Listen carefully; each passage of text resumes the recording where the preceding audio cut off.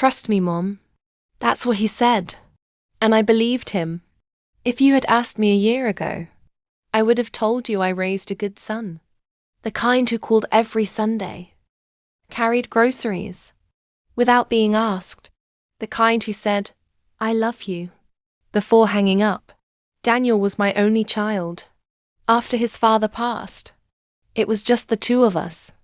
In our small home, I worked double shifts as a nurse for years, just to keep it. Every scratch on the floor, every dent in the wall, had a story. It wasn't just the house. It was my life.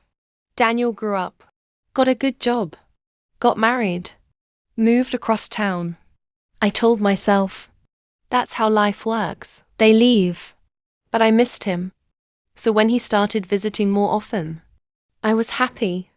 Too happy, maybe. He'd sit across from me, at the kitchen table, drink my sweet tea, and ask questions. How are you managing everything, Mom? Are you still handling all the bills yourself? Isn't it stressful, keeping up with the house? At first, I thought it was love, concern, care, but manipulation doesn't always look like harm. Sometimes, it sounds like logic. Mom, you don't have to do everything alone anymore. What if something happens? Who's going to handle your finances? It made sense. And that's what made it dangerous. Trust me, Mom. And just like that, I did. I gave him access to my accounts, my credit cards, my trust, without question. Looking back now, trust doesn't break all at once. It cracks slowly, quietly. At first, nothing changed. He still called, still smiled, still felt like my son. Then the small things started. Charges I didn't recognize, places I hadn't been, money I didn't spend. Oh, that? Claire must have used it by mistake. I'll fix it. And I believed him, because he was my son. Weeks passed, then months. The calls got shorter, the visits fewer. The house felt quieter, too quiet. Then one night, everything changed.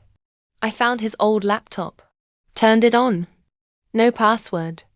A message popped up. I wasn't looking for anything, but I clicked.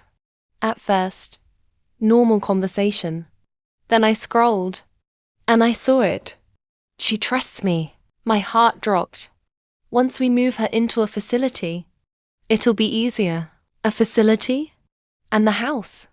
We'll sell it. Something inside me didn't shatter. It cracked. Trust me, Mom. The days after, I didn't cry right away. I thought. I checked everything. And the truth, it wasn't a mistake. It was intentional.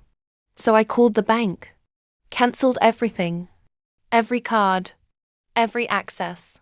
For the first time in months, I took my life back. When he came back, he smiled, like nothing had happened. I showed him the truth. His face changed. You went through my messages? That's what you're worried about. I trusted you.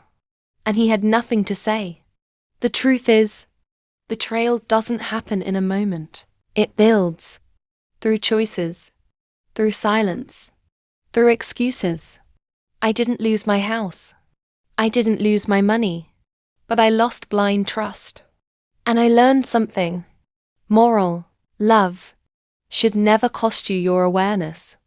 Trust is powerful, but it should never replace wisdom. Not everyone who says trust me deserves it without question. Protect yourself, not out of fear, but out of respect for your life. Love deeply, but think clearly, because being kind doesn't mean being blind. If this changed the way you see things, stay with me. Tomorrow, we reset again.